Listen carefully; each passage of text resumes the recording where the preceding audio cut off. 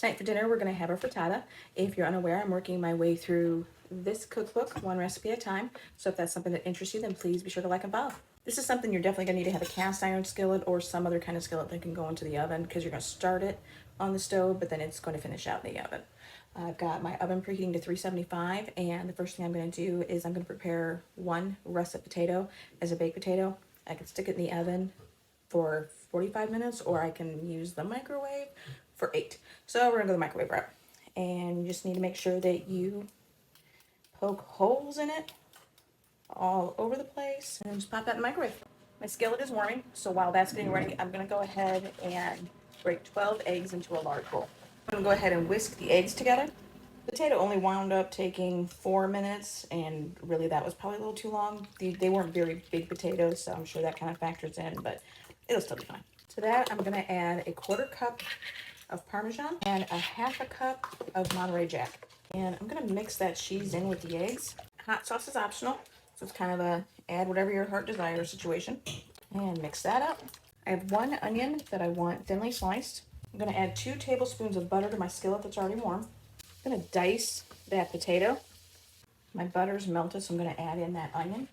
I'm gonna add my potatoes to the onions. I'm gonna go ahead and add some salt and pepper to that. While that's cooking, I'm gonna go ahead and get 2 cups of spinach ready. When you have these containers like this, once you've opened them, if you place a paper towel in there, it's gonna help it keep a little bit longer. It's gonna absorb all that extra moisture. I'm gonna add my spinach into that. While that's cooking, I'm gonna drain 2 jars of sliced roasted bell peppers. The recipe called for the large jar.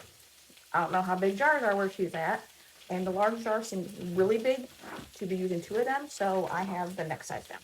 The recipe called for either green or black olives. The husband cannot stand any kind of olive. So since it's got the spinach and the cheese in there, I thought I'd give artichokes a shot. We'll see how that works.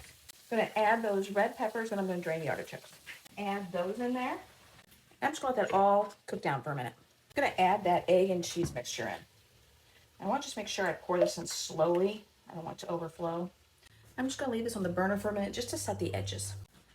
Edges are looking pretty good, so I'm going to go ahead and put this in the oven for 12 minutes. If you are using the cast iron, don't do like I have been known to do in the past and leave your little handle cover on. Make sure that comes off before you stick it in the oven. Frittata should be done, so we'll go ahead and pull that out. Still looking a little not done. We'll let that go a few more minutes. Let's try again on the frittata and see if it's ready to go.